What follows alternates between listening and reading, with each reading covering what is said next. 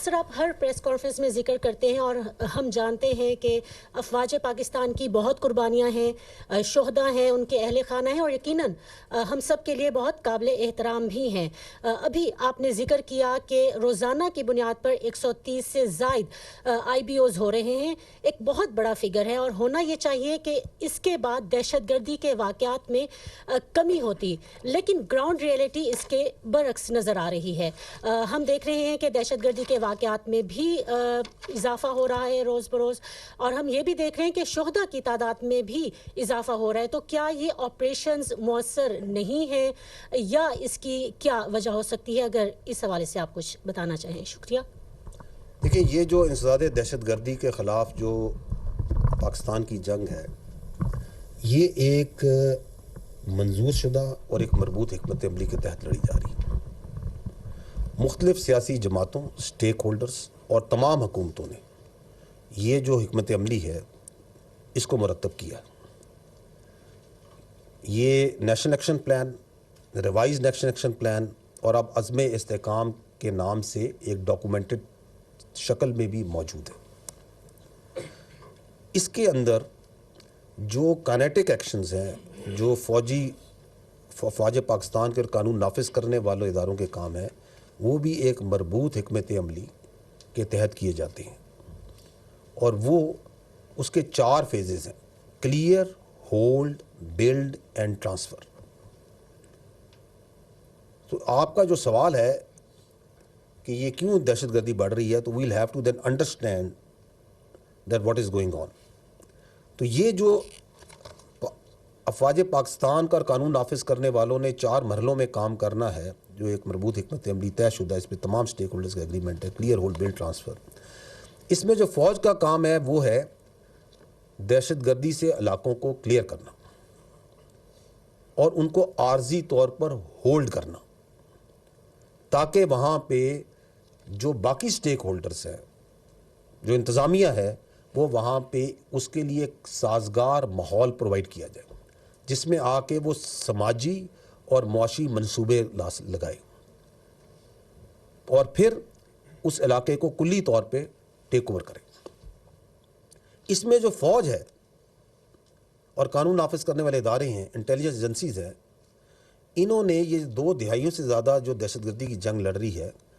اس میں 46,000 مربع کلومیٹر سے زیادہ علاقہ ہے جس کو دہشت گردوں سے کلیئر کروا چکی ہے۔ 46,000 کلومیٹر سے زیادہ مربع کلومیٹر زیادہ علاقہ ہے، اس کو کلیئر کرا چکی ہے۔ And that is why we always say that there is no go area in Pakistan. یہاں کوئی ایسا علاقہ نہیں جہاں پہ عملاً دہشت گردوں کی اجارہ داری ہو۔ تو جو کلیئر اور ہولڈ کے فیزز ہیں وہ تو مکمل ہو چکے ہیں، اور یہ جو آپ آپریشن ذکر کرتی ہیں 130، یہ انٹیلیجنس بیسڈ چھوٹے بڑے آپریشن جو تمام قانون نافذ کرنے والے ادارے، اس میں پولیس بھی شامل ہیں اور اس کے اندر انٹیلیجنس ایجنسی بھی شامل ہیں، یہ کیے جاتے ہیں اسی کو مزید تقویت اور دوام دینے کے لیے۔ اب یہ جو بلڈ اور ٹرانسفر کا کام ہے، اس پہ تمام سٹیک ہولڈرز کا یہ بھی ایگریمنٹ ہے کہ اس کو مکمل ہونے کی ضرورت ہے، اور اس میں جو لیڈ ہے that is with the local government and the provincial governments, کیونکہ اس میں آ کے انہوں نے وہاں پہ صحت کے، تعلیم کے، روزگار کے، سوشل اکنامک پروجیکٹس لانے ہیں تاکہ عوام کو جو سا ہے ایک روزمرہ کی زندگی میں مصروف کیا جائے۔ اس میں بھی میں اپنی پچھلی پریس کانفرنس میں بھی شاید میں نے ذکر کیا تھا کہ جو پاکستان فوج ہے وہ بڑھ چڑھ کر اس میں لوکل گورنمنٹس کی، پروونشل کی، نیشنل لیول پہ اس کی اعانت کرتی ہے، اور ملٹیپل پروجیکٹس جو سے ہیں، تعلیم کے، صحت کے، روزگار کے، انفراسٹرکچر کے، وہاں پہ ان علاقوں میں کے پی کے اور بلوچستان میں پاک فوج کی جو یونٹس ہیں، فارمیشنز ہیں، وہ کرتی ہیں۔ ان کی ایک لمبی لسٹ ہے، وہ آپ لوگ سب آگاہ ہے اس سے اور عوام سے آگاہ ہے۔ لیکن یہ جو آپ کا کلیئر اور ہولڈ کے بعد چونکہ وہ بلڈ اور ٹرانسفر کا فیز مکمل نہیں ہو رہا، تو اس سے ہو یہ رہا ہے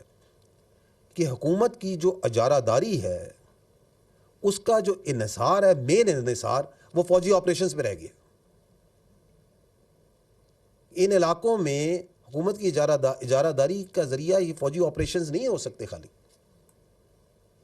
اور اس کی وجہ سے دوسرا یہ ہو رہا ہے کہ کئی علاقے ایسے ہیں جن کو ہم بار بار کلیئر کر رہے ہیں, حوالے کرتے ہیں انتظامیہ کے, دوبارہ جو سا چونکہ بلڈ اور ٹرانسفر فیز نہیں ہوتا پھر دوبارہ کلیئر کرنے پڑتے. اس کا ایک اور فال آؤٹ یہ ہو رہا ہے کہ آرمی کی جو پرلانگ ڈپلائمنٹ ہے,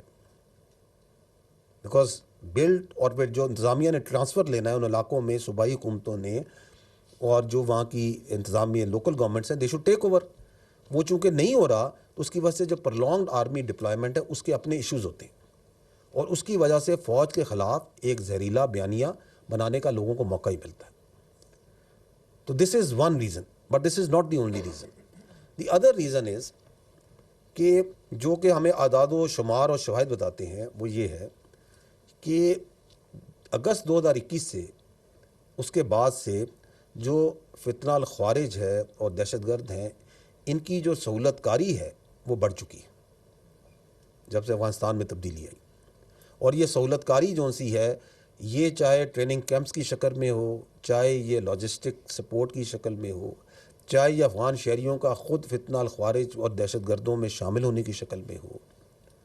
چاہے یہ خودکش بمباروں کی پروویژن کی شکل میں ہو, چاہے یہ جو چھوڑا ہوا امریکی اسلحہ ہے اس کی جدید اسلحے کی فراہمی کی شکل میں ہو, یہ بڑھ چکی ہے. اور اس سلسلے میں حکومت پاکستان افغان عبوری حکومت کے ساتھ رابطوں میں ہے. یہ اس برادر, یہ ہمارا پڑوسی اسلامی ملک ہے افغانستان, اور پاکستان نے ہمیشہ اس کا بڑھ چڑھ کے ساتھ دیا, اسپیشلی جب بھی وہاں پہ کوئی مشکلات آئی. اور ہم یہ چاہتے ہیں کہ وہ اس برادر پڑوسی اسلامی ملک کو جس نے ہمیشہ اس کا ساتھ دیا ہے, اس کے اوپر خارجین کو قطعاً فوقیت نہ دے. اور یہ وہ خارجین جن کا نہ کوئی دین اسلام سے تعلق ہے, نہ ان کا کوئی انسانیت سے تعلق ہے, اور نہ ہی ان کا کوئی قبائلی اقدار اور رواج سے کوئی تعلق ہے. حکومت پاکستان اور افغانستان کے درمیان بہت سی چیزوں میں رابطے ہیں, اچھے تعلقات ہیں, بہت سے معاملات پہ بات چیت چلتی ہے. اور جو لوگ یہ سمجھتے ہیں کہ ان دو برادر پڑوسی اسلامی ممالک میں غلط فہمیاں پیدا کر کے رکھنے ڈال سکیں گے وہ, تو ان کو ہم صرف یہی کہیں گے کہ وہ خیالی دنیا میں رہتے ہیں. تیسری جو ایک وجہ ہے, یہ جو بڑھتی ہوئی دہشت گردی کی آپ نے بات کی, وہ میں بار بار اس فورم سے کہہ بھی چکا ہوں کہ جو فوج ہوتی ہے وہ دہشت گرد سے لڑتی ہے,